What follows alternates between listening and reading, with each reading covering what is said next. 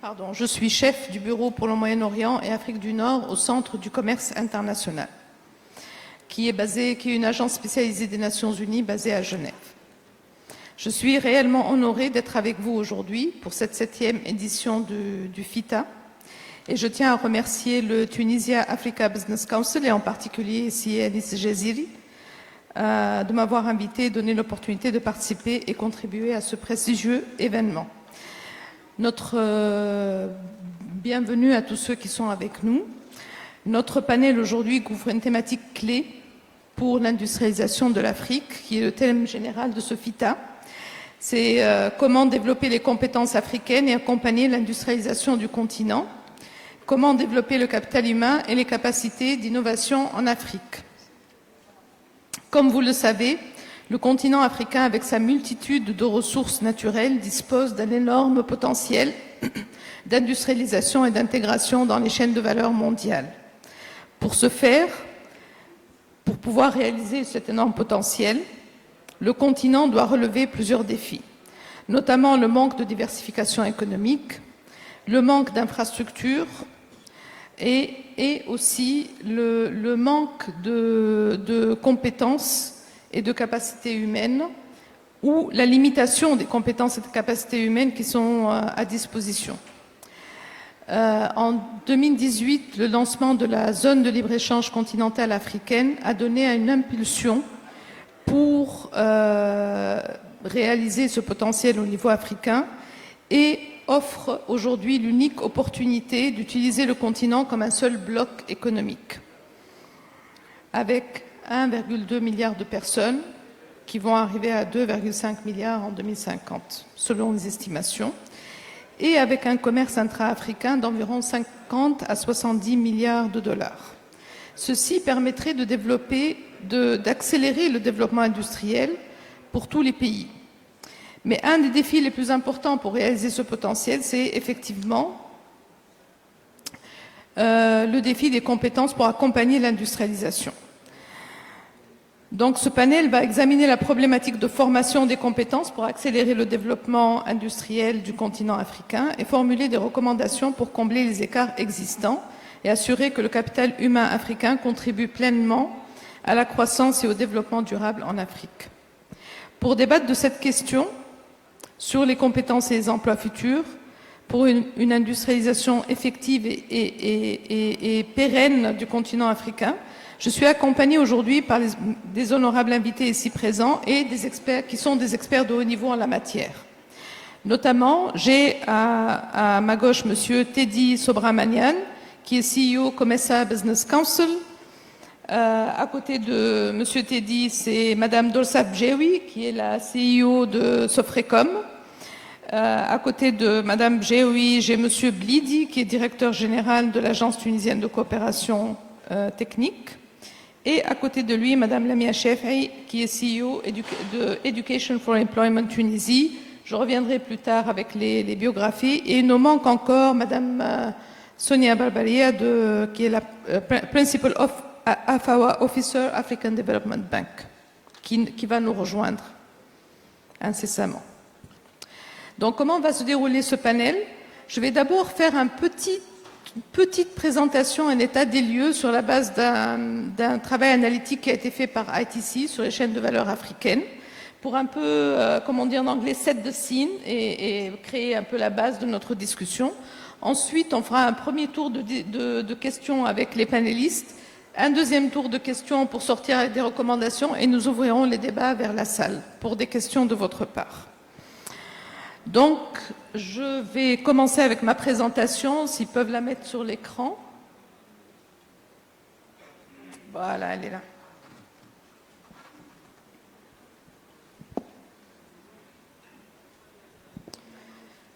Pour régler le son. Il y a un problème de son. On n'entend pas? Non, si, il est fort, mais sauf qu'il y a comme une sorte de bruit. Ah, bon, technicien. Il faut régler le son, apparemment. Il y a comme un écho.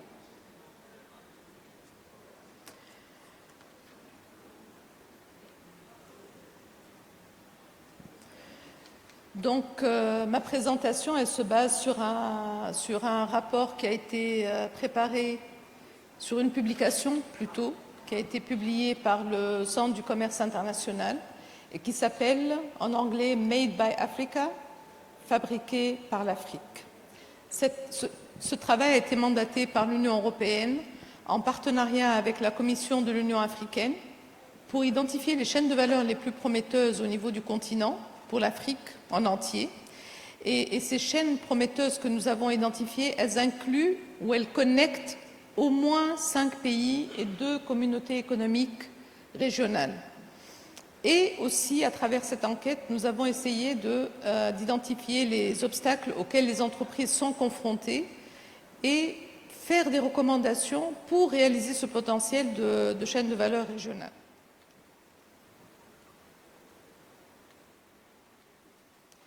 Alors, le résultat de cette étude est que nous avons identifié 94 chaînes de valeur prometteuses dans 23 secteurs.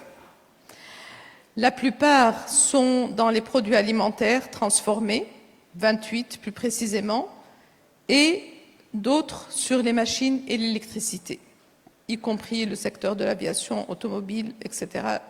Si vous êtes intéressé, vous voyez en bas, il y a le lien. Vous pouvez trouver l'étude en entier. Vous allez voir un peu les chaînes qui ont été identifiées. On a constaté que jusqu'à 33 pays africains peuvent se connecter à chaque chaîne de valeur, soit en intrant, soit en extrant. Parce qu'en fait, la chaîne de valeur, elle est vraiment basée sur le plus petit composant en termes d'input et d'output. Et on a essayé de voir à travers les flux commerciaux quels sont les produits disponibles en Afrique qui sont importés de l'extérieur ou d'autres pays, etc. Donc on a essayé vraiment de faire une connexion, on a utilisé un modèle économique pour cela. On a aussi identifié qu'en moyenne, un pays africain peut se connecter à 31 de ces chaînes de valeur et que dans 73 chaînes de valeur, l'Afrique dispose de suffisamment d'intrants immédiats pour répondre aux besoins des consommateurs régionaux et internationaux. Comment réaliser ce potentiel?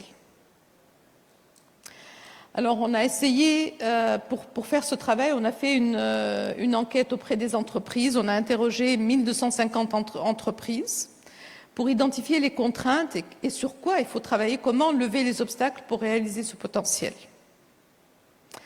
Alors, je ne vais pas parler de tous les obstacles, je vais juste me concentrer sur les compétences parce qu'il s'agit de notre panel. Mais si vous lisez le rapport, vous allez voir, il décrit tous les obstacles. Entre autres, il y a les obstacles au commerce, bien sûr, les obstacles d'infrastructure, les obstacles de logistique, etc. Donc, il y a énormément d'autres obstacles au-delà des compétences. Mais aujourd'hui, j'ai juste parlé des contraintes en termes de compétences. Alors, une des conclusions, c'est que les entreprises africaines peinent à trouver les talents nécessaires. Et je pense que notre panel va confirmer cela par la suite dans la discussion. Plus de la moitié des entreprises ont été gênées par des limitations de production, soit parce que le savoir-faire technique est limité sur place, soit parce qu'il y a une insuffisance de la disponibilité de main-d'œuvre, soit à cause des coûts élevés de la main-d'œuvre, soit aussi à cause des compétences managériales insuffisantes ou de la faiblesse de la législation et réglementation du travail. Tous ces facteurs affectent la capacité des entreprises d'être agiles et d'avoir de la flexibilité pour pouvoir recruter, désembaucher, amener d'autres talents et donc ça les limite dans leur compétitivité et leur capacité à augmenter leur capacité de production. Donc c'est quand même 62% des entreprises qui ont révélé faire face à ce genre de contraintes. Si on regarde la chaîne de valeur pharmaceutique en particulier, 35% des entreprises, plus d'un tiers des entreprises africaines sont confrontées à une pénurie des compétences techniques dans le secteur pharmaceutique. Soit les compétences existent, mais elles ne sont pas exactement alignées à ce dont les entreprises ont besoin. Plusieurs entreprises disent qu'il on peut faire davantage pour aligner les formations dans les écoles de médecine ou les formations professionnelles par rapport aux besoins des entreprises. Et donc, encore une fois, le manque de compétences techniques entrave la compétitivité des entreprises africaines. Le deuxième aspect, c'est le fait de ne pas utiliser la moitié de la population comme la population de main-d'œuvre, en tout cas. Et donc, par exemple, si on regarde deux secteurs en particulier, pour l'automobile, les femmes possèdent ou dirigent moins de 10% des entreprises automobiles. Et dans un tiers des entreprises automobiles, les femmes représentent moins de 10% de la main-d'œuvre. Donc, c'est déjà un secteur qui les exclut par défaut, disons. Dans un autre secteur qui est plus un secteur agroalimentaire de nourriture pour bébés, 65% sont dirigés par des entreprises sont dirigées par des femmes. Plus de la moitié de la main-d'œuvre sont des femmes, mais elles ont des difficultés à accéder au financement, aux compétences, à la main-d'œuvre requise, etc. Donc, qu'elles soient elles dirigeantes, et nous avons des femmes dirigeantes et elles vont nous en parler, qu'elles soient elles dirigeantes, elles font face à des contraintes beaucoup plus lourdes et beaucoup plus difficiles, ou bien elles sont absentes. Et donc c'est un problème, c'est quand même la moitié de la population, en moyenne. Pour les entreprises de services, ce qui est étonnant, et là c'est en particulier le cas de la Tunisie, 35% d'entre elles ont des difficultés à embaucher, et nous avons des entreprises de services, et donc on va voir si c'est confirmé ou pas, parce qu'il y a une pénurie d'ingénieurs, de techniciens supérieurs, etc. Nous sommes souvent en train de parler du brain drain, donc des gens qui sont en train de partir à l'étranger, mais il y a d'autres facteurs. Il y a le fait que les formations ne sont pas adaptées, ne sont pas au niveau, ne sont pas toujours ce qui est demandé par les entreprises. Donc voilà, là c'est quelques expressions de certaines entreprises que nous avons visitées. Je vais pas les lire et c'est la fin de ma présentation. Donc c'était un peu pour présenter le cadre de manque de compétences et comment ce cadre-là affecte justement la compétitivité et la capacité des entreprises et le continent africain de réaliser son potentiel. Donc avec ça, je vais passer justement au panel et je vais commencer avec Madame Dorsaf Bjewi. Dorsaf est directrice générale de la société Sofrecom, qui est la première boîte IT en Tunisie avec 1400 ingénieurs. Elle a plus de 25 ans d'expérience avec plusieurs entreprises de grande taille dans le secteur des télécommunications, le secteur industriel et le secteur de la distribution. Elle a occupé plusieurs postes de direction dans le secteur privé, comme directrice de ressources humaines ou directrice de la transformation et membre de plusieurs conseils d'administration. Elle est depuis septembre 2023 CEO de Sofrecom, qui est une filiale du groupe Orange. J'ai repris ce qui est écrit sur le web. Une entreprise internationale à taille humaine dont la principale force réside dans ses femmes et ses hommes. J'aime bien cette expression. Donc, pour commencer le débat, Madame Dorsaf, ma première question, c'est qu'on constate aujourd'hui, d'une façon générale sur le continent africain, que le taux de chômage dans nos pays reste assez élevé. Surtout pour les jeunes, il reste très élevé. Alors que les entreprises privées n'arrivent pas à trouver la main-d'œuvre et les qualifications nécessaires pour remplir des postes vacants. En tant que CEO de Sofrecom, est-ce que vous pouvez partager votre expérience dans ce domaine en Tunisie et au niveau africain? Quels sont, selon vous, les défis principaux pour combler, s'il y a des écarts, pour combler les écarts qui existent? À vous la parole. Merci.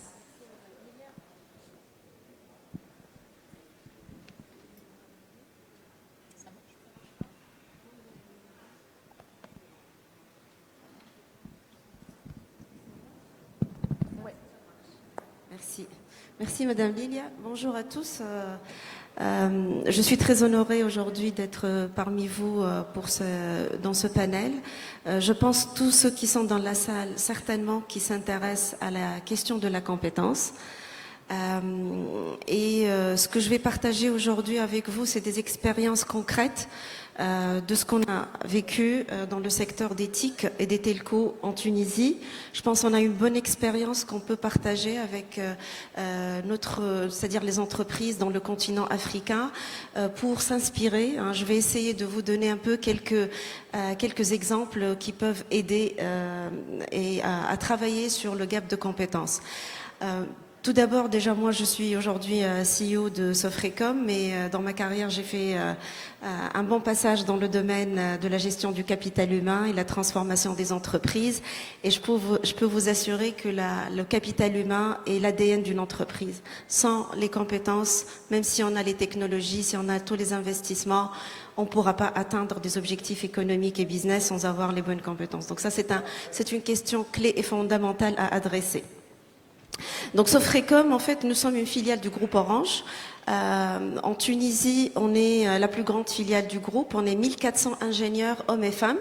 On a un taux de féminité de 54%. Des ingénieurs sont des femmes, ce qui fait notre fierté en tant que parité de genre. Aujourd'hui, on se positionne comme un grand acteur dans le domaine de l'offshore, dans le secteur des telcos et de l'industrie technologique. Et on fait que de l'offshore, on fait que de 100% de l'offshore pour le marché international vers l'Europe et la région Middle East and Africa. Donc ça, c'est un peu dans le cadre global. Effectivement, donc la Tunisie, depuis les années 90, elle a investi en tant que État dans la formation dans le secteur d'éthique. Le secteur d'éthique était un axe stratégique pour l'État tunisien pour développer des compétences. C'est ce qui a fait que la Tunisie, pendant toutes ces années, a pu assurer un bon hub technologique. Ce qui fait aujourd'hui qu'on a un grand nombre de nos ingénieurs, c'est-à-dire occupent des postes de responsabilité et sur le marché européen, en l'occurrence en France et ailleurs, et même à l'international, on les voit au Moyen-Orient, au Canada, en Afrique, un peu partout dans le monde. Et donc ça témoigne de la formation que la Tunisie offre dans ce secteur. Donc là, ça veut dire que même si dans un secteur où on a de la compétence, théoriquement locale, je vous assure que nous, en tant qu'entreprise qui agit dans le secteur de technologie, on a des difficultés à avoir les compétences et d'avoir les bonnes compétences. Donc depuis des années, surtout avec le mouvement migratoire un peu vers l'Europe, qui a fait que nos étudiants ou nos élèves partent dès leur jeune âge à l'international. Ce qui fait que enrichir le marché local par des compétences est une vraie peine pour les entreprises qui travaillent dans ce secteur.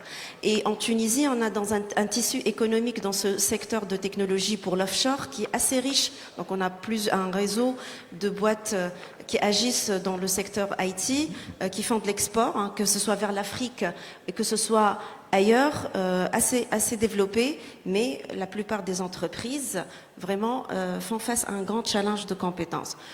Alors nous, qu'est-ce qu'on a fait concrètement? C'est-à-dire en action concrète, qu'est-ce qu'on a fait pour travailler sur le gap de compétences, sachant que dans le secteur technologique, l'évolution, elle est accélérée de la technologie. Donc on est tout le temps en course derrière la technologie qui avance. Aujourd'hui, on voit que l'IA générative arrive très rapidement. Donc déjà, on ne s'est pas préparé pour ça.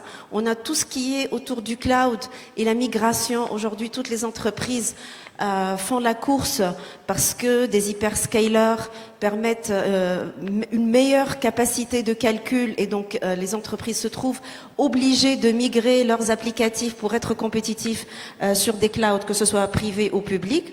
Donc la question est tellement complexe que les entreprises doivent réfléchir. Alors, nous, qu'est-ce qu'on a fait concrètement depuis 3 ans, ça fait 3 ans qu'on s'est concentré sur ce sujet. À titre d'indication, pendant l'année 2022 et l'année 2023, juste pour vous montrer un peu l'enjeu, on a recruté en 2022 autour de 390 ingénieurs en une année. Quand même, c'est une taille d'une boîte. 2023, on a recruté 420. C'est énorme.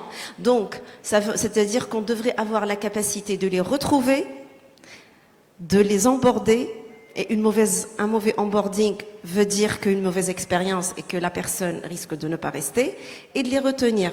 Pour les ingénieurs, je vous assure que c'est une tâche très difficile. Et en plus, on est challengé par un turnover quand même qui est assez dans notre secteur, qui dépasse les 20% en moyenne. Ce qui fait que nous sommes tout le temps en train de courir sur un tapis roulant. Donc sans relâche. Donc, alors, on a 3 axes stratégiques sur lesquels nous avons travaillé. Premier axe, c'est un axe de partenariat dans un écosystème universitaire, que ce soit public et privé. Deuxième axe, c'est d'investir, et on a beaucoup investi dans le développement de la compétence. Et je vais vous dire comment, parce que c'est pas juste faire de la formation, c'est beaucoup plus complexe que ça. Troisième volet, c'est de promouvoir l'innovation en interne et valoriser le talent. Je vais m'étaler un peu sur chaque axe. Le premier axe, donc les partenariats. Donc, on a créé pas mal de partenariats avec des écoles d'ingénieurs et des universités, que ce soit privées ou publiques. Donc déjà, on a adressé un premier problème de résilience via des programmes d'alternance. Ça permet à des personnes qui font des licences en sciences naturelles, en mathématiques, en informatique, de finaliser leurs études d'ingénieur. Et nous, on finance les études, c'est-à-dire qu'on les aide, surtout pour des personnes qui arrivent de milieux défavorisés. Donc ça leur permet d'avancer. Donc on finance leur formation et ils travaillent entre-temps chez nous et ils passent 4 ans chez nous. Donc déjà, ça nous permet une certaine stabilité. Ça permet une inclusion. Donc on fait de l'RSE, donc on fait de l'inclusion.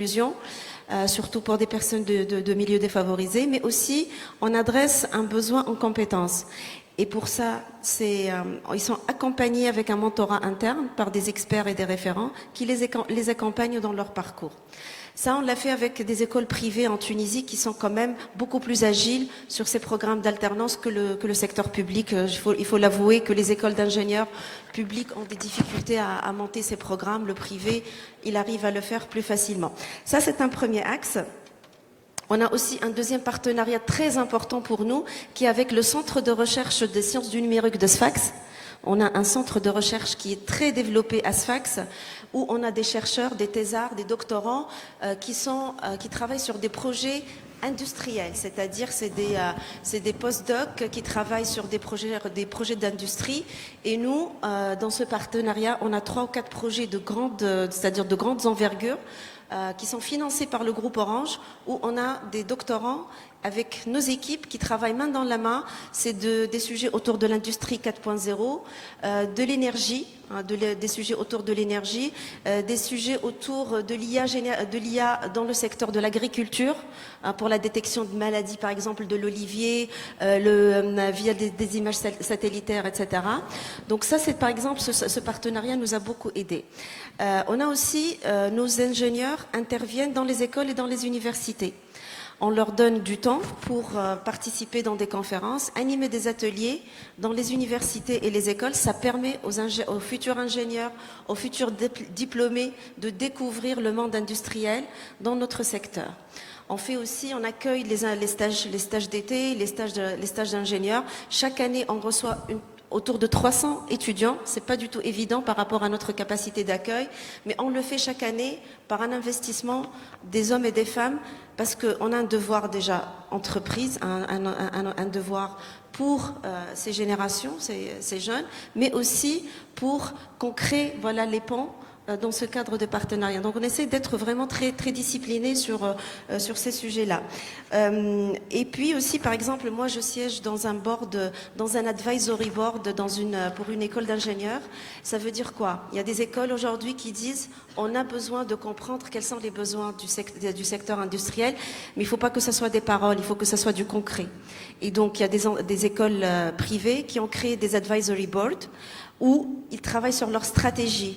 Et ils invitent les industriels à siéger dans ce board. C'est gratuit en fait, on le fait avec du bénévolat, mais pour les aider à construire leur curriculum qui soit le plus adapté aux besoins de marché.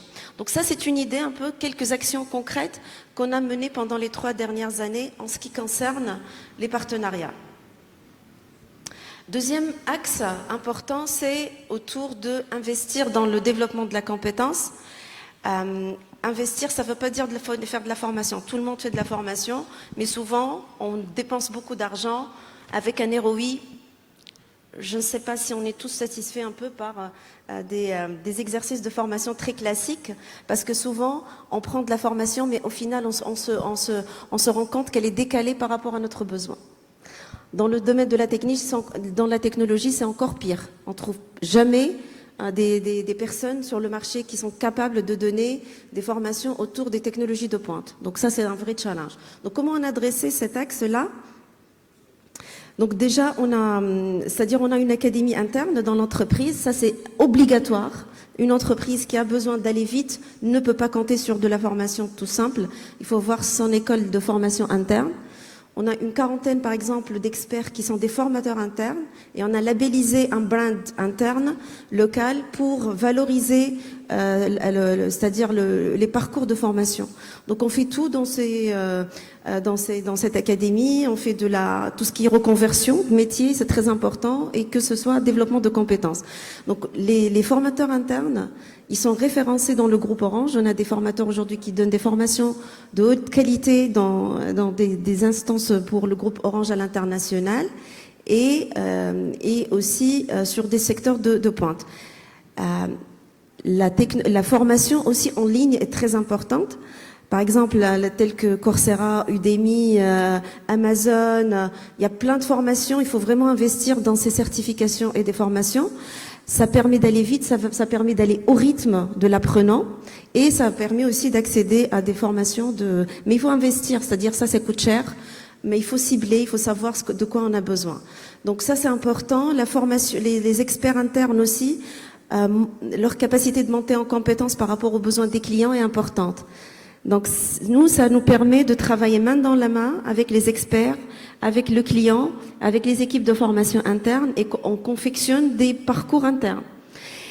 Et la force de la formation en interne, c'est que les équipes écoutent le client, pas que, c'est que aussi ils permettent aux experts de leur nourrir des besoins.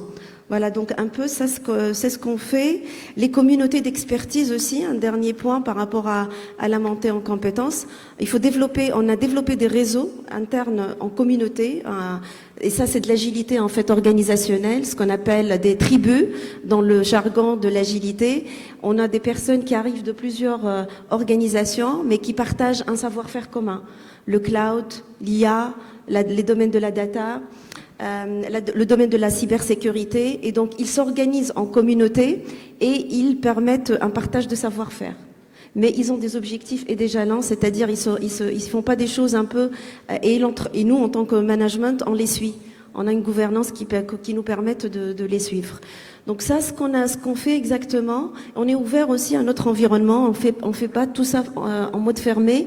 On le fait avec les filiales du groupe. Donc on se partage les expériences avec le groupe Orange, comme on est une filiale du groupe Orange, et aussi avec notre écosystème. Ça, c'est très important, cette ouverture. Et on est ouvert pour partager. S'il y a des entreprises qui souhaitent aussi qu'on partage ce savoir-faire, avec un grand plaisir. Mes coordonnées sont disponibles et on sera très ravis de partager de bonnes pratiques. Donc, ce troisième axe, c'est un peu aussi autour de l'innovation, c'est-à-dire la promotion de l'innovation en entreprise et la valorisation de l'expertise, c'est important. C'est-à-dire qu'on a un programme d'open innovation en interne et aussi en externe. Donc, que ce soit par le biais de quelques startups, mais aussi on a des programmes d'open innovation. On fait des compétitions. Les meilleurs, ils participent à que ce soit des programmes internes ou au niveau du groupe Orange, pour présenter les programmes d'innovation. Et c'est comme ça qu'on stimule un peu la compétition dans les équipes et d'aller loin. Et sur ça, chaque année, on participe dans pas mal d'événements à l'international. Voilà, ça permet de mettre en valeur les expertises. Je ne vais pas accaparer la parole, mais c'est un volet, l'innovation en interne est très important. Merci beaucoup Dolsaf, c'est très très riche et vous donnez déjà des axes d'intervention au niveau de l'entreprise pour j'allais dire, fidéliser la main-d'œuvre et leur donner beaucoup plus de motivation de progresser, d'avoir une carrière et de rester avec la même entreprise. On va y revenir probablement plus tard en termes de recommandations, mais je trouve qu'il y a beaucoup de solutions pragmatiques dans ce que vous avez dit. Pour continuer justement sur cette lancée, je vais m'adresser à Monsieur Teddy Subramanian. Mr. Subramanian, just to introduce you first, has over 25 years of international experience in trade negotiations, policy implementation, business development, and organizational management. Mr. Teddy Subramanian brings a unique set of skills, perspective, and leadership qualities to steer Commonwealth Business Council into the future. Mr. Subramanian has held several leading positions at the World Trade Organization, the United Nations, the International Trade Center, the Commonwealth, UK government, ACP, EU Tradecom facility, and the Mauritius mission to the UN in Geneva. Mr. Subramanian is widely published on issues relating to small economies, the ACP, developing countries, and on international trade issues that are of interest to Africa. Mr. Subramanian, Teddy Subramanian, is currently Director General of the Commonwealth Business Council. And my question to you, Teddy, is as a support organization for the business sector in COMESA, how does CBC ensure the connection between the needs of the private sector, like what Tosaf was saying, and the content of the training and education programs to fit those needs? Particularly looking at the fast-evolving work environment and fast-changing needs of the industrial sector because specifically of fast-evolving technology, in fact. So maybe you can give us your view on that. Thank you. Thank you, Leila. Thank you for the kind introduction. Allow me also to join the previous speaker in thanking Mr. Anis and the TABC for inviting CBC, the COMESA Business Council, to be part of this grand initiative. We really appreciate having a conversation with the business community in Tunisia and all stakeholders. Leila, I think you raise a very important question, a very pertinent question, which has several aspects to it. It will be difficult to address all the aspects in a few minutes, but I'll try to do so. First of all, the COMESA Business Council, we are the voice of the private sector in the COMESA region. Now, COMESA, we cover 21 countries in Africa. So we are not talking about 1, 2, 3, but 21 countries. It is the largest trading bloc in Africa outside the AFCFTA. And we have, in the COMESA region, 640 million people. So we are not talking about 2, 3, 5 million people. The dimension, the figures are significant. Now, how do we make sure, to address your question, Leila, how do we make sure that the needs of our business community are reflected in the training needs that they have, in the trainings that we undertake? First of all, very important, how we are structured. Now, the COMESA Business Council, we have a focal point in each of the 21 member states. For example, in Tunisia, we have UTICA. In Mauritius, we have Mauritius Chamber of Commerce and Industries.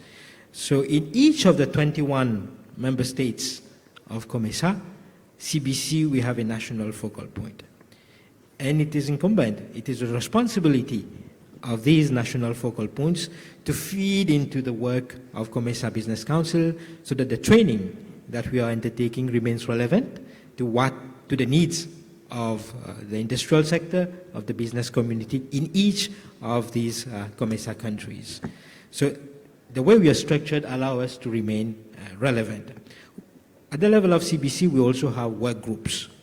Work groups, for example, on agriculture, work groups on manufacturing, work groups on services, where anybody, you can join these work groups and contribute to our discussion. I was very interested to hear, for example, the demands that you have, the needs here, for example.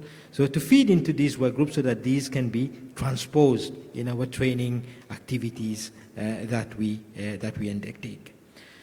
Now, Leila and colleagues, friends, we have to reckon, we have to acknowledge that there are certain realities in Africa, in COMESA region, the gap, and I think you touched on that, and I think Leila also, you touched on that in your presentation, the knowledge gap is huge. We have a huge knowledge gap in all sectors, almost all sectors. If it is in one particular country, there is a knowledge gap in one sector, in another country it is in a different sector. So the level of diversity is quite high on the African continent. Some countries are more developed in terms of the services sector, agriculture, so there is a wide diversity on the African countries. So the technology gap, for example, is there as well. So we have the gaps in all countries. That is something significant. But also, it is evolving. A few years ago, we were talking about e-commerce, what we can do about the knowledge gap in e-commerce, how can we promote e-commerce development, technologies relating to e-commerce. It's gone already now. People are talking about artificial intelligence, new artificial intelligence even. So things are moving quickly. How you address that? So that's the reality. I mentioned initially in COMESA, I'm not talking about the whole African continent, I'm talking about COMESA alone. Tunisia is part of COMESA. We have 640 million people. And my president, who is with us, yesterday was making a statement. He was telling us if you remove the civil servants, the private sector, out of these 640 million people, you remove the civil servant, so all of us, all the remaining part, will be the private sector. People who have their own initiatives. Now the reality is, how do you empower 640 million people in the COMESA region? That's the reality we are working on. You mentioned about non-tariff barriers, Lila, so that's true. We have a lot of non-tariff barriers, emerging issues also in the COMESA region. And another reality that we are facing is in terms of knowledge gap. There is a huge knowledge gap in the COMESA region. Now, so these are some of the realities that we face on the African continent. So these are the realities when it comes to capacity building, knowledge sharing, and training. So the reality on the ground is very different, and it is very challenging. Now, what are we doing at the level of CBC, at least trying to do, in as much as we can, we have available resources and capacities? Let me give you some concrete example. We realize that, for example, our entrepreneurs, our business community, agricultural producers, they don't know, there's a disconnect in terms of what is expected from buyers and what themselves as sellers are putting on the market. So there is a disconnect between buyers and sellers. So with the help of certain organizations like the European Union, we are implementing a project called Local Sourcing for Partnership. So we are building the capacity of SMEs, local entrepreneurs, so that they know the market requirements. So this is one of the projects that we are doing. Another project, Lila, what we are working on is the Digital Financial Inclusion Project. You mentioned in my CV I worked for a very long time on trade. What I do realize, when you look at trade, you tend to address a particular problem, for example, tariff, non-tariff barriers, then you face another problem. It's like a dragon. You chop one head, then you find another head coming up. So when you try to address one particular problem in trade, you realize there is another problem. And when what we are trying to do, for example, in trade, when we address certain barriers, we realize one of the biggest problems now, especially for SMEs, for women entrepreneurs, for young people, is that they are not financially included in this ecosystem. So we're working on a digital financial inclusion project to build an online retail payment platform that will help SMEs, women entrepreneurs, young people make payments across the border at low cost. The project is ongoing, but at the same time, we cannot launch an online payment platform without training people. So we are training SMEs on this aspect. So hopefully in the very near future, we'll be able to do a training activity in Tunisia. Again, I come to my point that I made initially. 640 million people in COMESA. How are you going to train them? How many training workshops you need in person? It is ineffective. You won't be able to do it. No matter how many resources you put in place, you won't be able to do it. So at the level of CBC, conscious of this fact, we have developed an e-academy. An e-academy where we have, for example, modules on the digital financial inclusion, financial literacy, but also on various aspects of trade, e-commerce, We are developing some more modules on AFCFTA where we are able to train massively our MSMEs, women entrepreneurs, young people. We've already done some pilot project, it works, but we are going to continue to do that. And with Yolila, with ITC, and so we have also undertaken quite some game-changing work on the African Trade Observatory, where we are training our business community. There is more to be done, and we are happy to partner with ITC on that initiative to provide information, market information, because there's a knowledge gap there also in terms of market information. I'm very happy that you talk about technology, and because as I told you initially, we have to remain relevant, and sometimes we realize that technology is moving, and if we don't catch up with what is happening, then we'll remain backward. So we organize a series of webinars also for the business community. It's open to everybody. You can join. The latest that we have organized a webinar on satellite technologies. Sometimes people tell me, well, Teddy, we have other problems in Africa. Why you organize a webinar on satellite technologies, for example? Well, some of these people don't realize that, for example, in Africa now, in Zambia and some other parts of Africa, we face problems relating to drought, where sustainable agriculture is a problem, whereas satellite technologies can help you overcome these barriers, for example, address climate change issues. So, and many young people have shown an interest in participating in these webinars.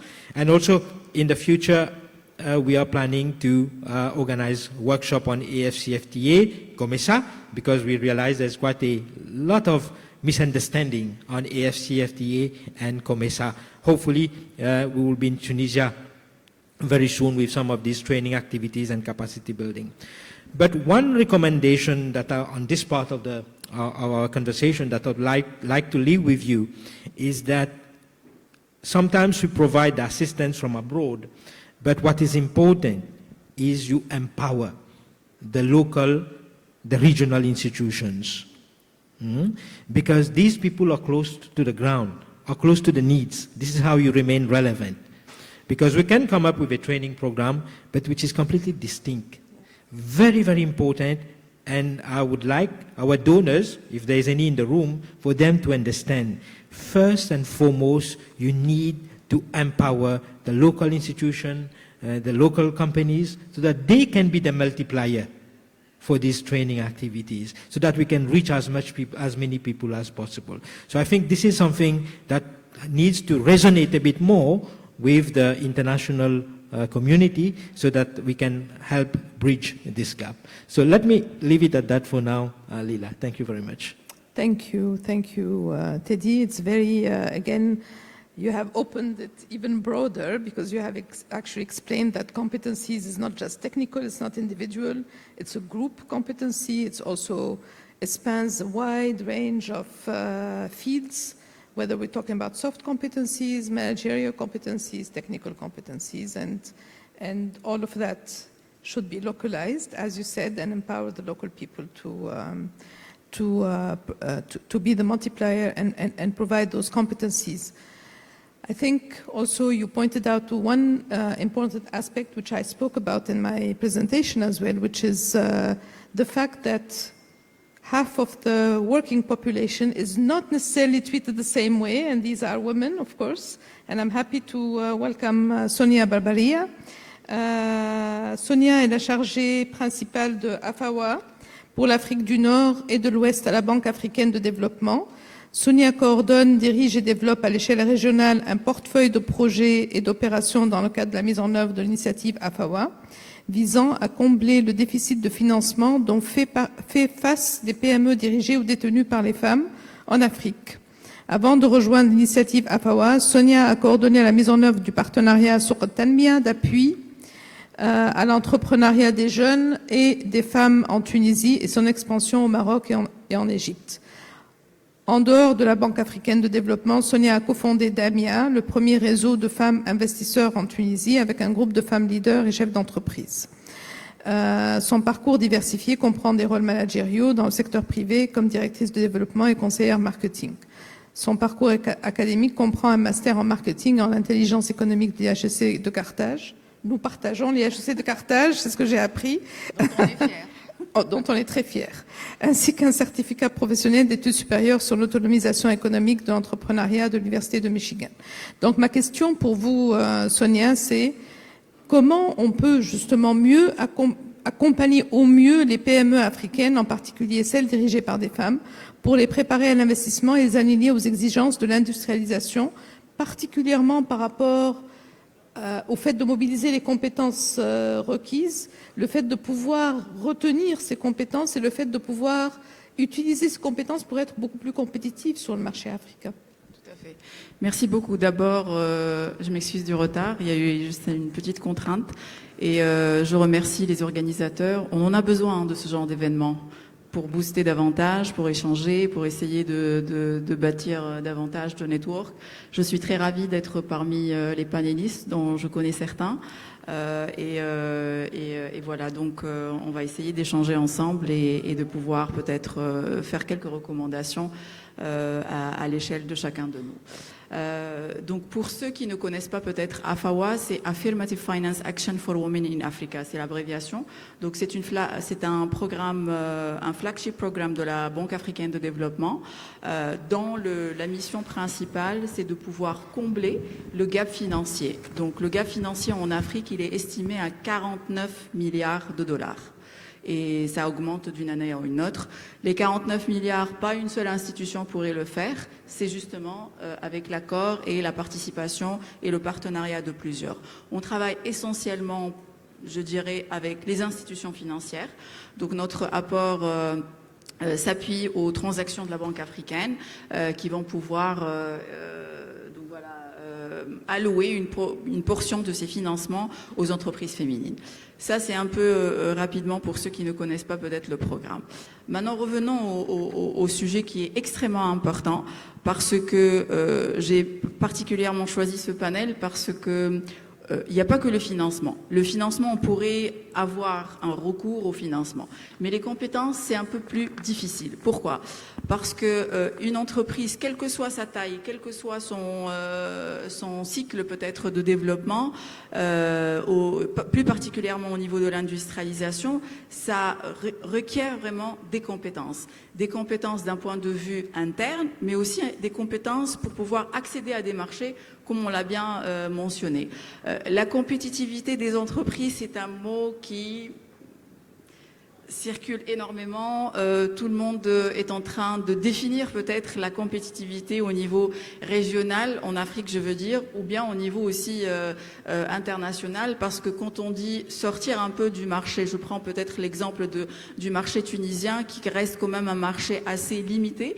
Donc pour une entreprise, que ce soit PME ou une entreprise petite qui passe d'une PME et à une grande entreprise dont on souhaite aux différentes entreprises, pour pouvoir aller au-delà et sortir, il faudrait d'abord faire une mise à niveau. Est-ce que les produits dont ils sont peut-être objets d'attractivité au niveau marché régional en Afrique du Nord, ou bien Afrique de l'Ouest, ou bien l'Afrique ou l'Europe, etc., nécessite des mises à niveau, nécessite aussi comme vous l'avez si bien dit, des compétences soft skills au niveau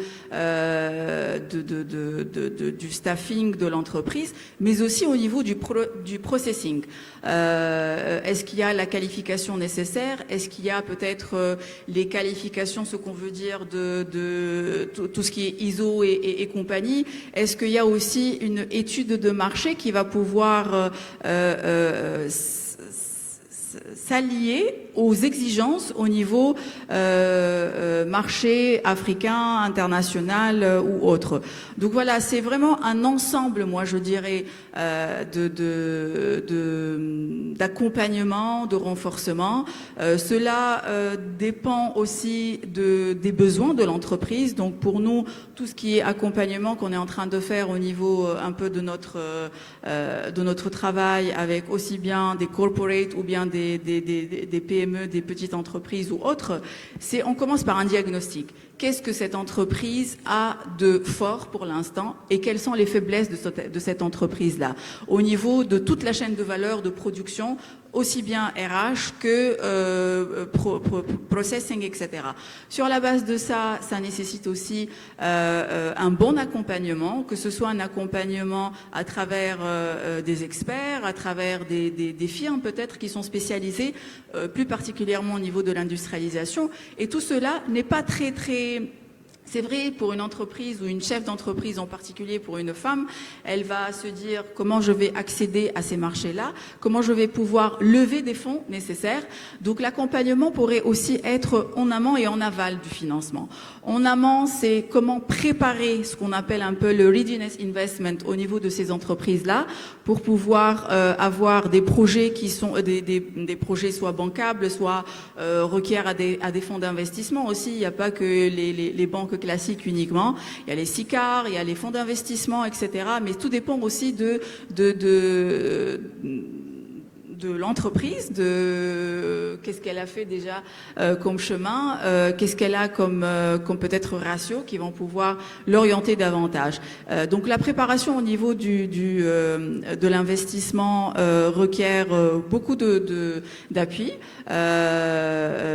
C'est des analyses aussi bien techniques que financières pour pouvoir accompagner cette entreprise-là à lever les fonds nécessaires et peut-être boucler un peu son deal avec l'institution financière dont elle a peut-être choisi ou l'expert l'a recommandé de le faire. Au niveau donc accès au financement, on a essayé d'accompagner cette entreprise pour l'accès au financement, etc. Maintenant, au niveau de la mise à niveau et aussi au niveau de l'accès au marché.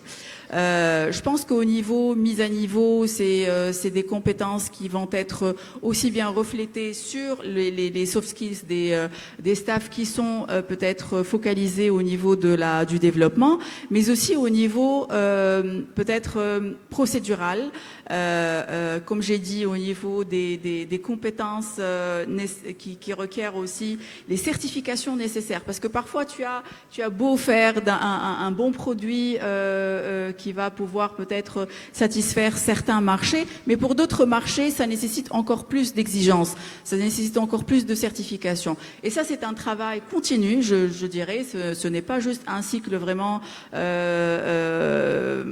comme ça, on stand-alone, on le prend de façon unilatérale. C'est un cycle de renforcement en continu qui va pouvoir aussi soutenir davantage le cycle de développement de cette entreprise. Maintenant, je finis juste avec peut-être ce que nécessite une entreprise féminine. Tout cela est aussi bien adapté à des entreprises gérées par des hommes ou gérées par des femmes. C'est vraiment le cycle nécessaire pour tout développement d'une entreprise qui veut aller au-delà de son marché local et aller peut-être frapper à la porte d'autres marchés au niveau régional et international.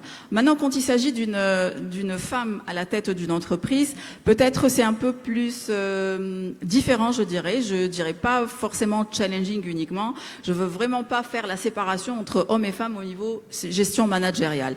Après, il y a peut-être ce qu'on appelle des bias au niveau culturel, au niveau sociétal, au niveau peut-être perception aussi. Donc, une femme va pouvoir peut-être, je dirais, chercher davantage à accéder à des networks, à des réseaux de mentorat qui vont pouvoir l'accompagner, et on en a aussi bien en Tunisie qu'ailleurs. J'encouragerais vraiment fortement ces entreprises de faire partie des confédérations, des réseaux de patronat, des réseaux de mentorat qui vont pouvoir peut-être ouvrir l'opportunité à cette femme qui est peut-être cloisonnée un peu dans son entreprise avec tous les problèmes de tous les jours, stratégiques, financières, etc. et de sortir un peu de ce cloisonnement et d'aller voir peut-être frapper à d'autres portes. Ces opportunités-là vont pas venir juste pour en restant, voilà, il y a une opportunité, ou bien j'ai vu au journal, au niveau réseaux sociaux ou autres, voilà, il y a une mission spéciale pour aller aller à tel ou tel marché. C'est en étant peut-être membre de ces réseaux-là de mentorat et voilà de business, d'affaires, moi je dirais, elle va pouvoir être informée. L'accès à l'information, c'est la première des contraintes, moi je dirais. Parfois, Lilia, elle a eu l'information avant moi, elle va pouvoir se préparer davantage. Moi, j'ai pas eu accès à cette information-là. Donc, je serai peut-être biaisée dans ma perception au niveau de l'accès à ces marchés-là. Donc, moi, voilà, j'encourage énormément toutes les femmes chefs d'entreprise à se considérer,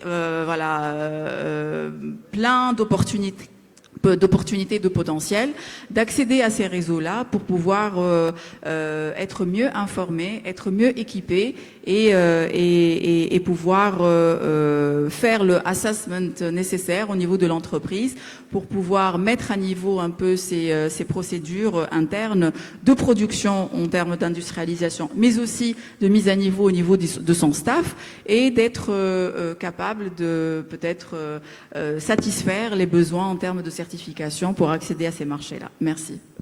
Merci Sonia, merci beaucoup pour cette intervention et le rôle de la Banque africaine de développement. Je pense que au fur et à mesure qu'on avance, on rajoute des couches de complexité sur les compétences requises pour toutes les PME, parce que, in fine, c'est j'allais dire, un web de fonctions et d'interaction qui est nécessaire pour chaque entreprise pour réussir. Donc, ce n'est pas juste une question de financement, c'est une question de compétences, c'est une question de réseautage. Et tout ceci requiert des skills, des qualifications pour pouvoir bien utiliser les outils. Parce qu'in fine, les outils sont disponibles, comme vous l'avez si bien dit.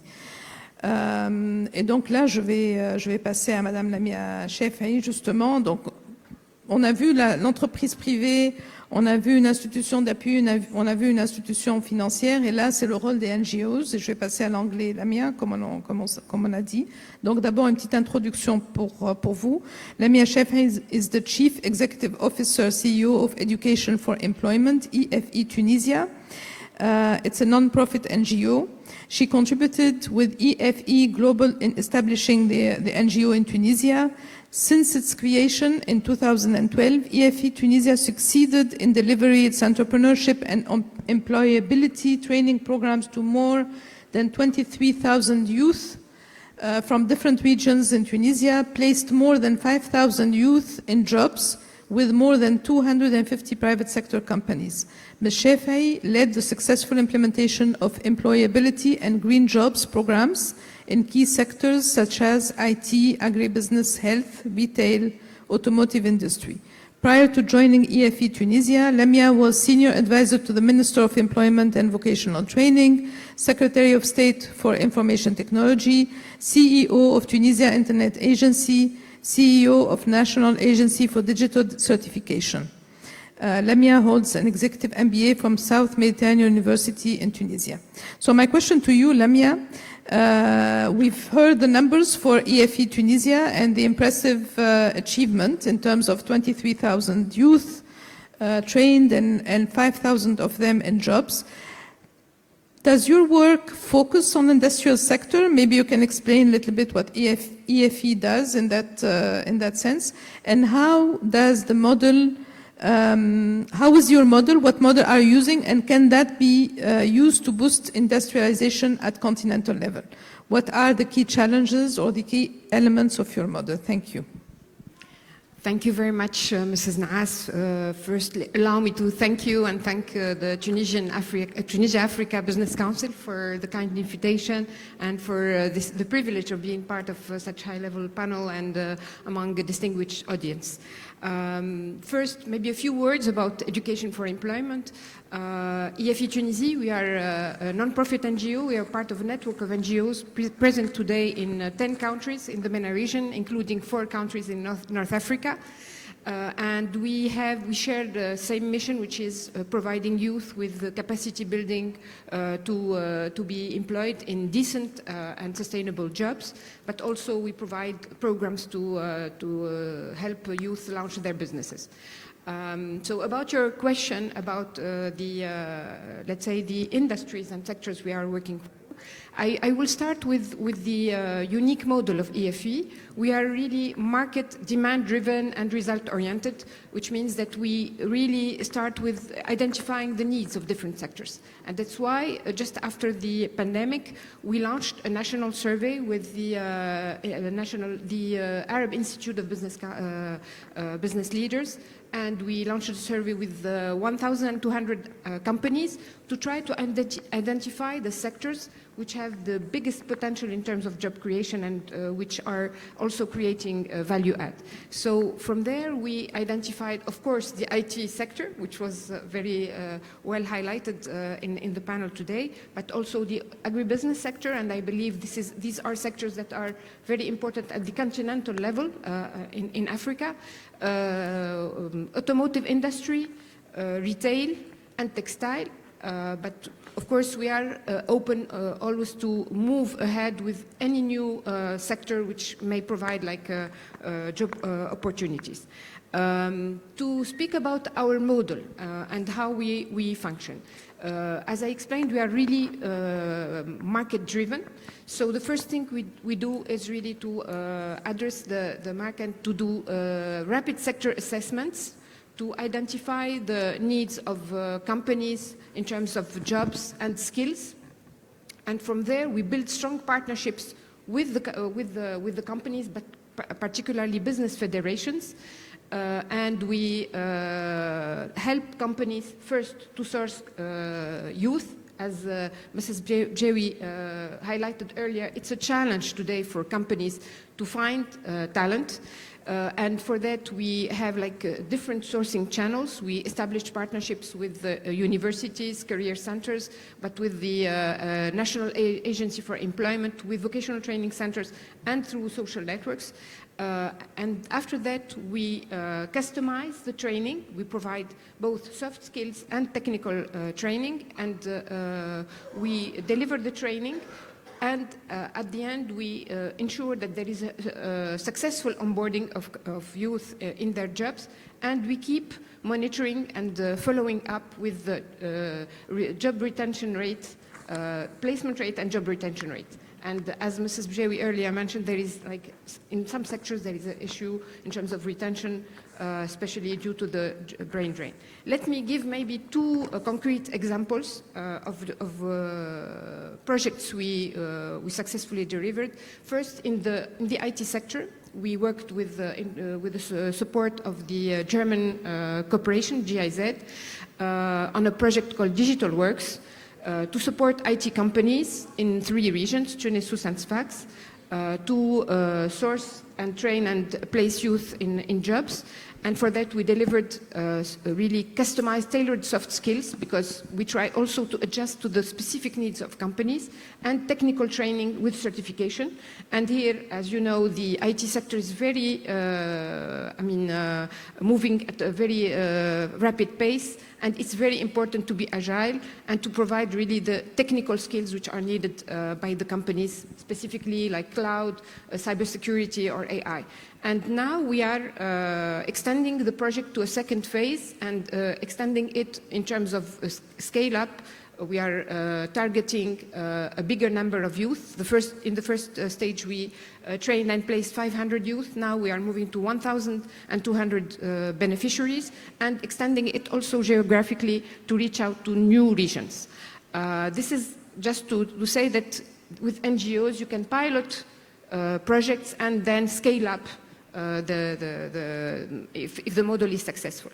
A second example is with the agribusiness sector, and I will speak here about the importance of also addressing both the digital transition but also the green transition for companies. So with the agribusiness sector and the green food sector, we collaborated with the Dutch government and a foundation called HIVOS to support companies in the agribusiness sector. So we did the market assessment, and we tried to identify the value chains that are creating jobs, particularly fishing, dairy, olive oil. And we delivered soft skills, but also technical training, specific technical training to support these companies. And here, the specific needs are mainly certification of companies on quality, hygiene, security, and so on. But also, it's very important to mention that today, due to the green transition, we are now, particularly for companies that are exporting, they are now obliged to be compliant with some rules, like the ESG reporting, environment, social, and governance. And it is very important to prepare this, the workforce for such transition. And that's why now we are trying to embed in all our programs, like modules specifically to address the environmental needs and like the green transition for each sector. Like textile, for instance, now the National Federation for Textile is already set a whole strategy for the green transition, and we are now in discussion with them on how we are going to accompany them in this transition. So this is for the training and job training and placement, but also I would like to add another, this is for like the Agile program, very short-term training on a duration of 1 to 3 months to train and place youth in jobs. But we also try to work on the systemic change. So earlier, Mrs. Bjewi mentioned, for instance, the apprenticeship program, La Formation par Alternance. And here also with the German cooperation through the Digital Works project, we try to collaborate with private sector higher education and companies to train and place youth while they are doing also their studies. So it's a win-win for both. I mean, for the students, like they gain like the professional experience, but at the same time they can gain also in terms of career, they have a higher level. And for the companies, they have the capacity to retain these talents for a longer period because of the brain drain. Also, we trained tutors to support the follow-up with these companies. On another level, we worked also with universities, particularly in the ICT field, together with the private sector, the National Federation for ICT, to review the curricula. And here we are trying to collaborate on the governance level. You mentioned earlier about the importance of having the private sector present on the board, sitting on the board of different higher education institutions. But I believe there is need also to think about how to be agile in terms of the review and the adaptation of the curricula, especially for sectors that are moving very, very quickly. So here also we try to make sure that we work on the sustainability and the systemic change within the higher education and the educational system, also supporting the training of the like the teachers, university teachers, providing them with new educational pedagogical approaches to succeed in this transition. Thank you. Merci. Thank you, Lamia. Merci beaucoup. Vous avez mis l'accent sur 3 ou 4 aspects qui sont importants à mon avis. C'est le reporting, le monitoring et j'écris le mot.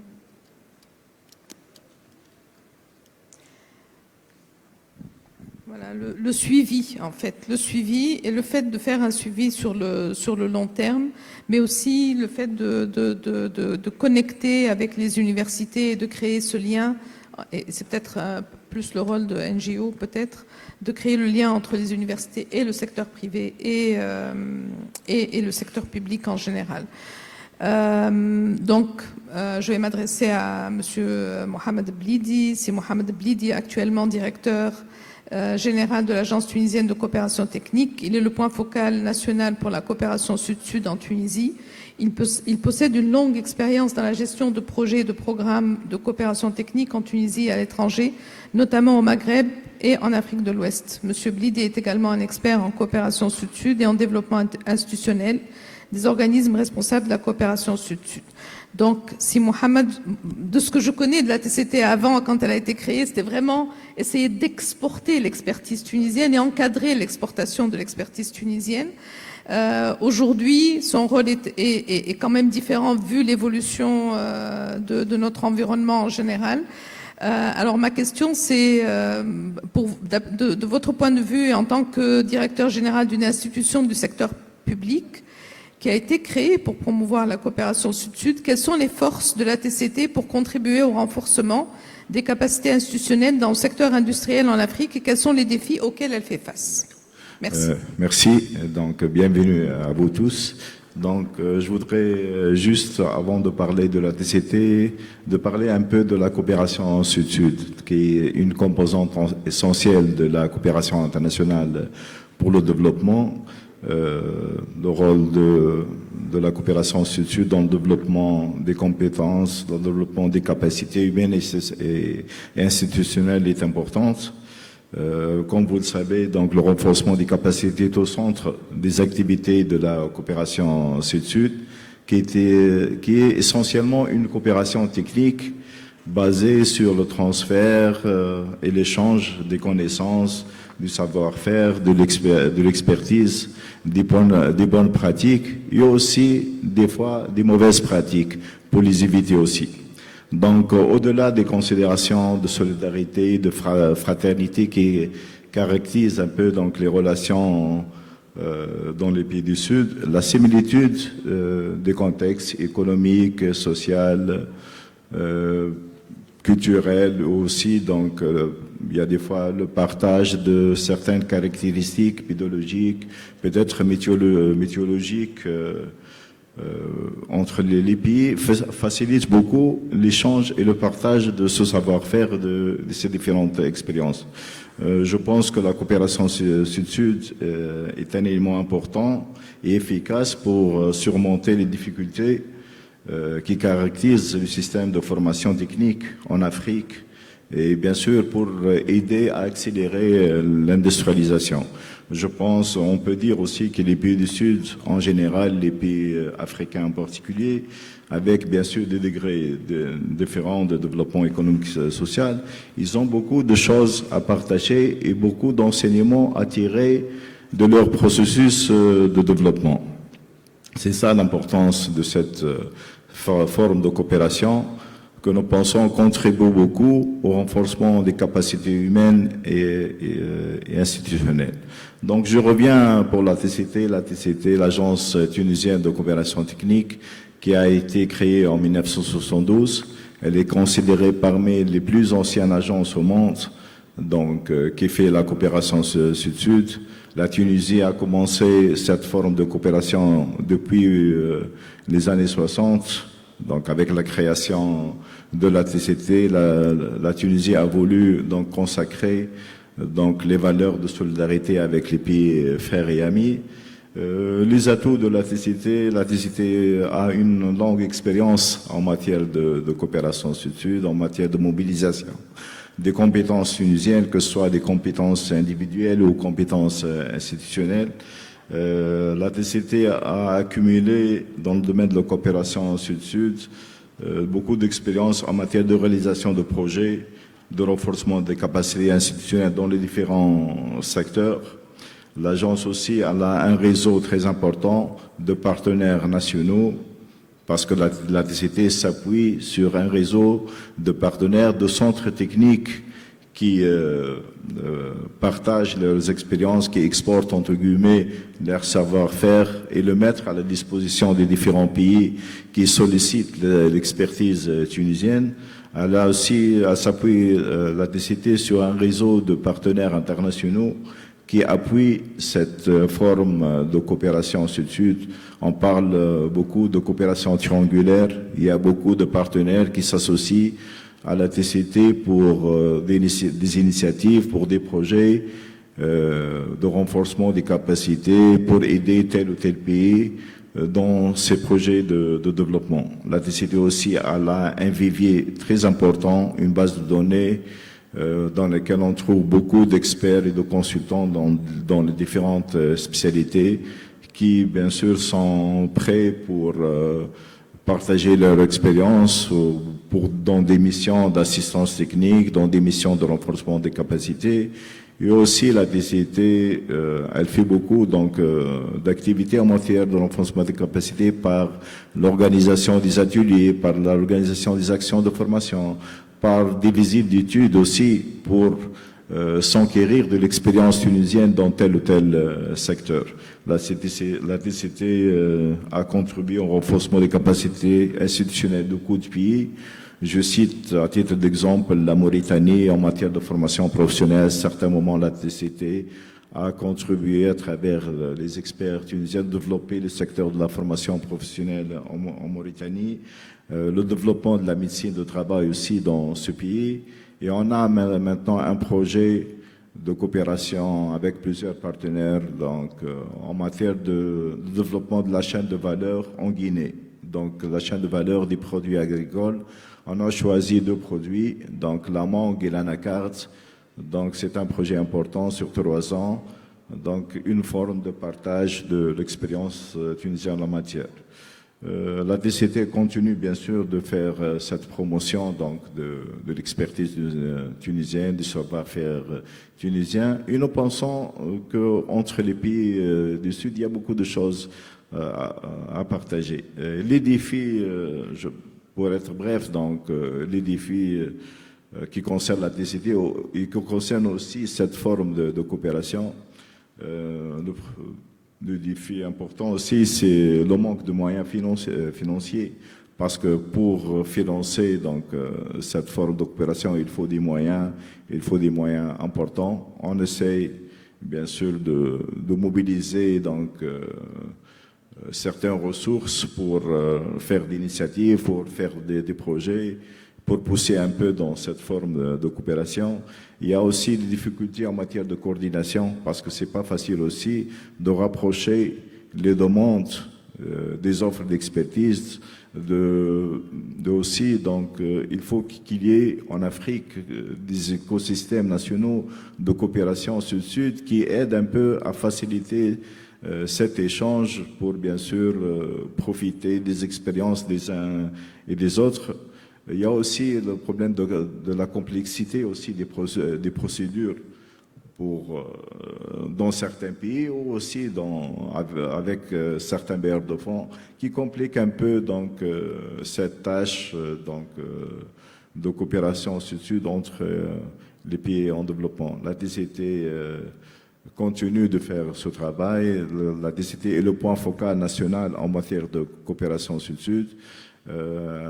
Elle est à la disposition des différents pays qui sollicitent un peu l'expérience tunisienne, qui veulent s'enquérir de l'expérience tunisienne. Nous pensons qu'on a beaucoup de choses à partager avec les différents pays et nous pensons que cet outil pourrait être très important pour accélérer l'industrialisation dans le continent africain. Merci. Merci beaucoup, c'est Mohamed. Je pense qu'on a eu une présentation ou un débat très très riche, passant du secteur privé aux institutions nationales, régionales et internationales.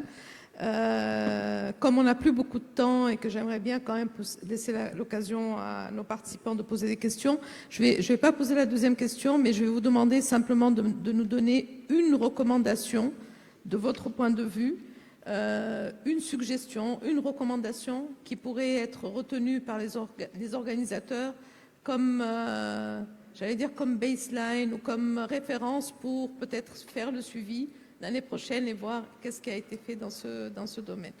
Je ne sais pas si je peux commencer par Sonia. Je vais juste commencer dans l'ordre. Sonia, voilà. C'est difficile, un mot, hein une recommandation, mais parce qu'il y en a plein. Alors, pour peut-être pour les organisateurs, peut-être je pourrais recommander de faciliter l'aspect réglementation, parce qu'il y a un appui très important au niveau du plaidoyer. Donc je pense que d'un point de vue organisateurs et peut-être leur positionnement, ça pourrait être quelque chose de très important parce que on a beau accompagner les entreprises, des PME pour pouvoir accéder à des financements, à renforcer leurs capacités, mais parfois elles restent heurtées à peut-être un cadre réglementaire qui nécessite beaucoup plus d'appui. Donc ça, c'est quelque chose d'un point de vue macro que j'aurais recommandé. Et ici, peut-être faciliter aussi la mise à disposition d'un network qui, au vu de leur positionnement en Afrique, pour pouvoir peut-être une plateforme toute simple pour pouvoir accéder à l'information au niveau des opportunités, au niveau peut-être networking et réseautage, mentorat, et peut-être accès à l'information d'un point de vue one-stop shop pour tout ce qui est subventions existantes, incitations, accès et améliorer leur compétitivité à travers aussi l'aspect technologique, parce que l'introduction aussi des technologies au niveau des entreprises est importante pour bien la positionner et améliorer leur processing au niveau de production et industrialisation. RSE, c'est aussi important, ce n'est pas que ça, et réduire l'impact environnemental, c'est quelque chose de très important. Donc j'ai essayé de résumer, je sais que c'est pas une recommandation, mais je peux pas m'empêcher. Yes, thank you. And for me, Leila, I think I mentioned it already. I think a key takeaway from this panel, at least from my side, could be to strengthen private sector institutions at national and regional level, because I think they have a key role in multiplying whatever we are doing in terms of training and capacity building. But also, I think some of the speakers mentioned it, I would say, to improve the ecosystem for partnership and cooperation. Yeah, I think this is an important aspect that we should not neglect. Thank you. Merci. Une recommandation, c'est vraiment de faciliter des écosystèmes connectés. C'est vraiment le mot, connected system, ecosystem, que ce soit à l'échelle d'un pays, que ce soit à l'échelle d'un continent. C'est vraiment le mot que je... Ouais. Merci.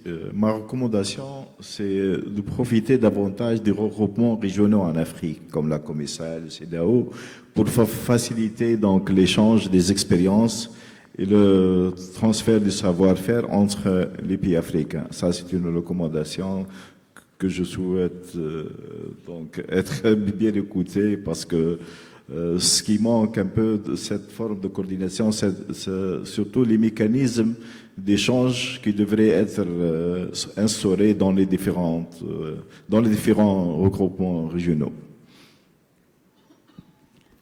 Thank you. Maybe my recommendation would be about how we can, at the African continent level, we can collaborate together to build solutions for a successful transition, you know, the twin transition, technology and the green transition, because all the continent now has, we have a young population, we have a great potential, and there is a huge opportunity for jobs in both, I mean, green jobs, but also technology and IT jobs. Thank you. Merci beaucoup à tous les panélistes. Je pense que vous avez bien résumé toute la discussion. Je n'ai pas besoin de reprendre, mais j'ai bien noté les points et que je vais partager avec les organisateurs. Et je voudrais ouvrir la possibilité pour des questions dans la salle. Il y en a déjà 2. Et je ne sais pas s'il y a quelqu'un... 3. Je m'arrête à 3. Je m'arrête à 4. Parce qu'il y a deux dames et 2 monsieur, et puis après on verra si on a le temps, parce qu'on a commencé un peu en retard. Je ne sais pas s'il y a quelqu'un qui peut leur donner le micro.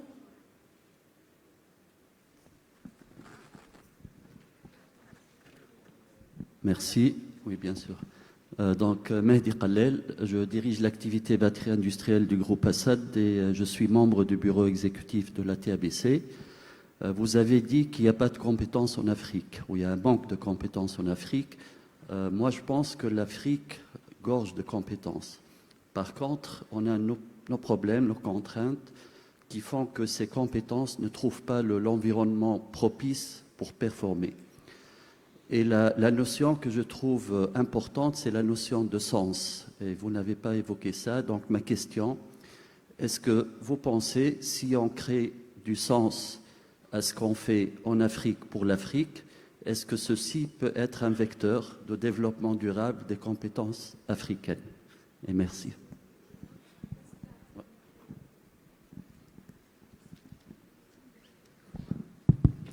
Bonjour, Khalid Benali, expert international en économie, protection sociale, audit et contrôle gestion, fondateur du groupement d'experts international et consulting international GC, que nous sommes heureux d'être présents à la FITA. Alors, je vais garder ma casquette d'expert parce que on a entendu tous le secteur privé, mais derrière, je dirais quel est le rôle des pouvoirs publics, parce que la société, le privé ne peut pas aller seul. Quel est le modèle économique, l'industrie? Quel est le mode de promotion de la petite et moyenne entreprise? Quelle est la charte d'investissement? Parce que généralement, dans tous nos pays africains, c'est l'investissement public qui est prioritaire et l'investissement privé vient en deuxième. Quelle est la nouvelle tendance? Et quand on parle de charte d'investissement, on encourage et on incite les start-up, comment on encourage la diaspora de nos compétences à l'étranger, de revenir, quels sont les leviers, l'intelligence artificielle, le numérique, tout ça, c'est une politique des pouvoirs publics. Deuxième niveau, moi je comprends pour l'entreprise à quel niveau elle peut payer les compétences. Il y a généralement un travail avec une fourchette de salaire, mais pour l'entreprise, je peux investir, mais comment je dois fidéliser mes compétences et mes recrues par rapport au manque sur le marché. Donc il y a tout un débat. Troisième niveau, qu'en est-il de l'alternance emploi? Parce que l'alternance emploi pour les étudiants permet de bénéficier de l'expérience. Et la tendance actuelle au niveau international, c'est que toutes les entreprises acceptent de recruter un ingénieur pour 4 ans avec un rendement de 25 à 30%, mais à partir de là, il deviendra opérationnel. C'est accepté d'office. Deuxième niveau, Madame Lilia, vous avez évoqué dans votre rapport des chiffres sur l'industrie pharmaceutique. Je rappelle à cet égard que nous partageons en tant que GC la même chose. Nous travaillons sur... Oui, j'écourte. Nous travaillons sur ce sujet-là de l'industrie pharmaceutique et des plateformes médicales. Nous avons organisé plusieurs thèmes. Nous avons une structure éco-santé composée de plusieurs experts au niveau international. Nous avons déjà organisé dans Préventica International la maîtrise des risques sanitaires. Nous nous dirigeons vers le management des infrastructures, vers l'opportunité de l'industrie et puis vers les plateformes numériques et la santé de demain. Merci beaucoup. Merci, c'était de la promotion, pas une question. Madame.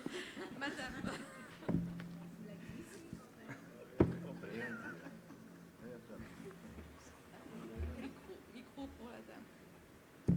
Les deux dames. Et après, on répond aux questions rapidement. Monsieur le modérateur, on a 5 minutes, 5 à 10 minutes. Merci. Je vous ai vu venir de loin. Merci. Bonjour. Merci pour tout le monde. Je représente l'API Algérie. Voilà. Si on parle de développement des compétences africaines, voilà. Il faut aussi parler et réfléchir de comment les garder ou les retenir. Voilà. On constate ces dernières années la fuite des meilleurs talents ou la fuite des têtes, voilà, ou des compétences à l'étranger, surtout du nord africain ou même surtout le continent africain.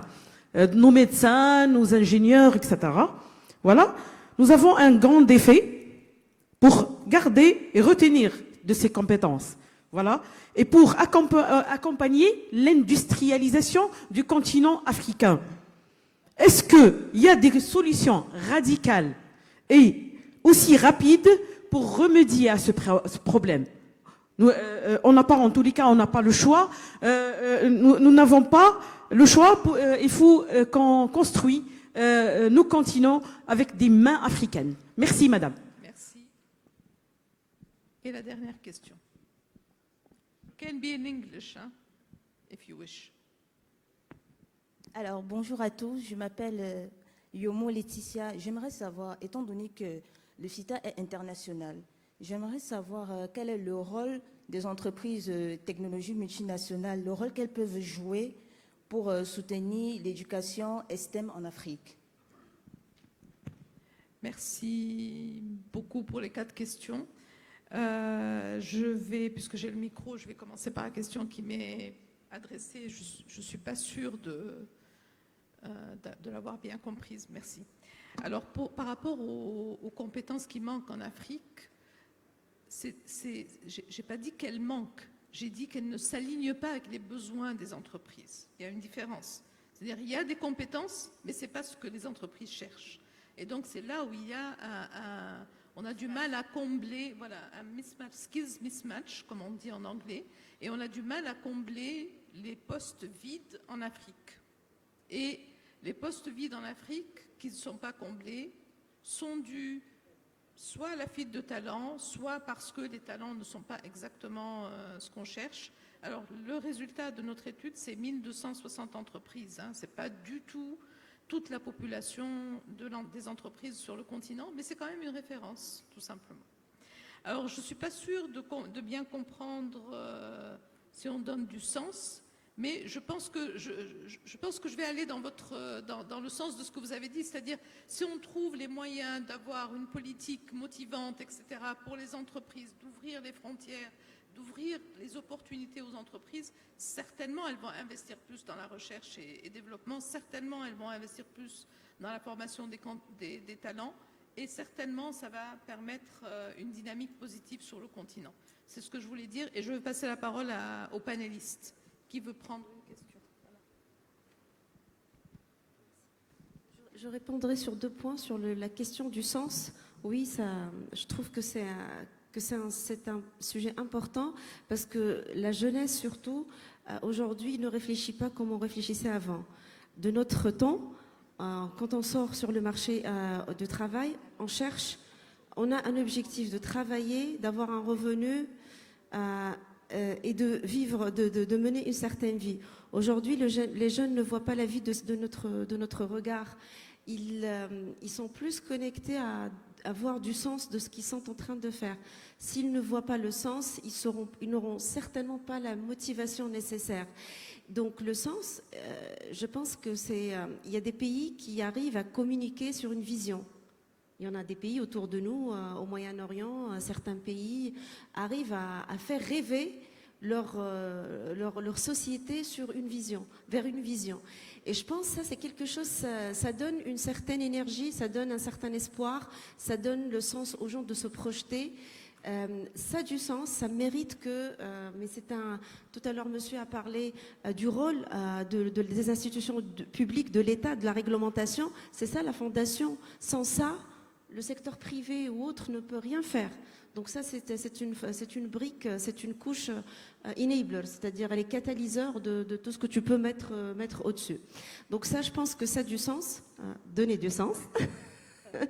Deuxième point, par rapport à la rétention des compétences, c'est un sujet important de ma casquette un peu RH. C'est pas facile de retenir parce que dans certains secteurs, il y a un churn énorme. Donc retenir, ça veut dire investir. Derrière investir, tu as un PNL, tu as un bas de page. Donc l'équation n'est pas du tout facile, sauf que il y a des entreprises qui trouvent quand même des solutions. Donc ça mérite de regarder les expériences des entreprises qui ont réussi à améliorer leur taux de rétention dans certains secteurs. Le secteur le plus reconnu dans cette histoire, c'est le secteur IT, parce que c'est là où il y a la grande compétition. Et donc là, les exercices de rétention, il y a beaucoup de choses qui peuvent se faire. Je peux en parler si vous souhaitez en offre après. Et la rétention aussi, il y a des gens qui quittent, ils cherchent pas, là c'est pas la question d'argent, ils cherchent le sens, ils cherchent la valorisation, ils cherchent aussi une projection et ils cherchent aussi une certaine qualité de vie.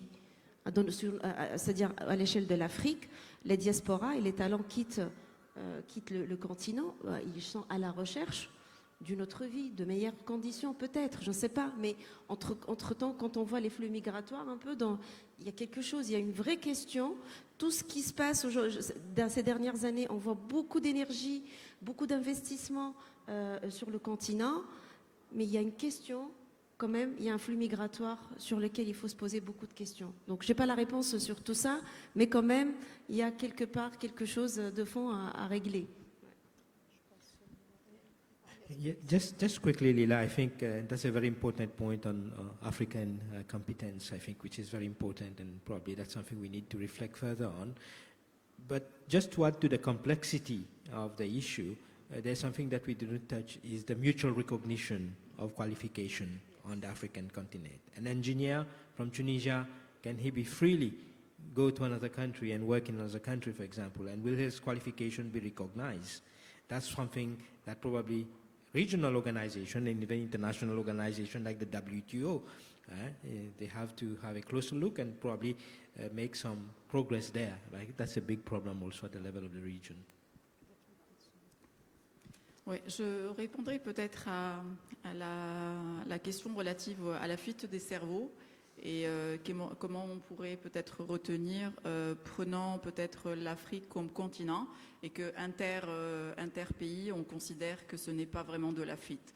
Alors moi je dirais que pour pouvoir adresser un peu cette problématique qui concerne plusieurs pays en Afrique, il s'agirait en particulier et peut-être d'un point de vue vraiment structurel, c'est l'incitation et le cadre réglementaire et peut-être les réformes. C'est à deux niveaux. Au niveau peut-être, il y avait quelqu'un tout à l'heure qui disait que, ou la dame peut-être, il y a un mismatch.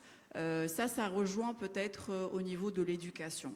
Il faudrait des réformes au niveau de l'éducation pour pouvoir réduire ce mismatch-là et essayer de préparer ces jeunes diplômés qui sortent de l'université, même si au niveau de la STEM, par exemple, elles sont énormément recherchées.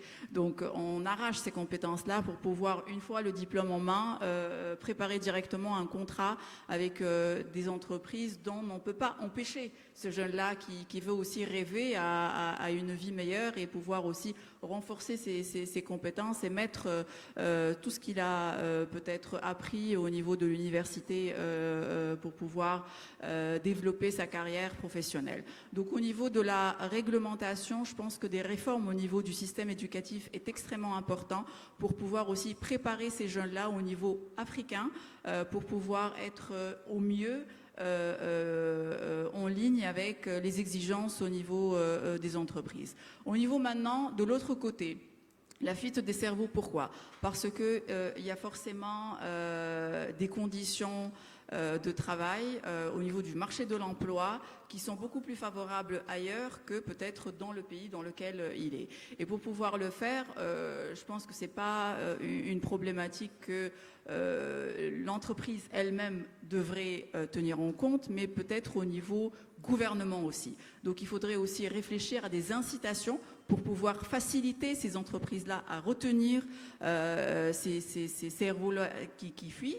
Je dirais aussi prendre de l'autre côté. On a beaucoup de diaspora à l'international africaine et on a beaucoup de cerveaux qui sont déjà partis. Pourquoi ne pas aussi les inciter à revenir, à investir, sans pour autant peut-être quitter là où ils sont, mais peut-être des échanges entre ces entreprises-là et les entreprises à l'échelle internationale pour pouvoir faire des programmes d'incitation au retour à ces entreprises-là, encore une fois, avec des incitations fiscales ou autres. Donc c'est un problème qui a des dimensions qui dépassent l'entreprise elle-même, je dirais.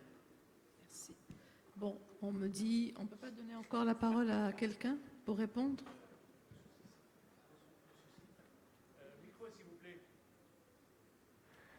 Le souci, c'est qu'il y a une pause café et qu'on doit préparer la salle pour après, pour les autres panels. Il faut donner le temps un petit peu aux gens pour prendre un café aussi. Autrement, ils vont passer toute la journée sans café. Donc il y a un quart d'heure. Vous étiez les seuls à avoir eu déjà 13 minutes de plus. Voilà. J'ai été très sympa jusqu'à maintenant. On est obligé d'arrêter là. Et je voudrais juste dire qu'on doit vraiment avoir une approche top-down, bottom-up, surtout pour madame qui parlait des talents qui s'enfuient. Il faut aussi parler aux jeunes et voir pourquoi, mais aussi voir la réglementation et l'approcher, mais pas seulement au niveau national, mais au niveau aussi régional et continental et international. Il faut être à l'écoute, il faut partager l'information, il faut vraiment collaborer et construire un partenariat solide et pérenne. Et je pense que c'est des mots qui sont revenus aujourd'hui. Merci beaucoup à tous les panélistes. C'était vraiment, vraiment intéressant. Merci. Merci d'avoir été là. Et je vous souhaite une bonne continuation. Très bien, excellent. Je sais que c'est vraiment un panel super passionnant. Ça touche tout le monde. Hein. l'emploi et le futur de l'emploi, c'est clair. Donc, il y a un café qui vous attend, un jus et tout ce que vous voulez. On revient sur la salle si vous êtes intéressé par le sujet qui vient d'après. Ça sera le panel 5, rôle des agences de promotion des investissements et de l'industrie dans le développement de la transformation locale en Afrique. Donc l'API et les équivalents de l'API, qu'est-ce qu'elles vont faire pour aider les entreprises. Voilà. Sinon, regardez votre programme, il y a le reste des panels dans les autres salles. Enjoy your break. Thank you.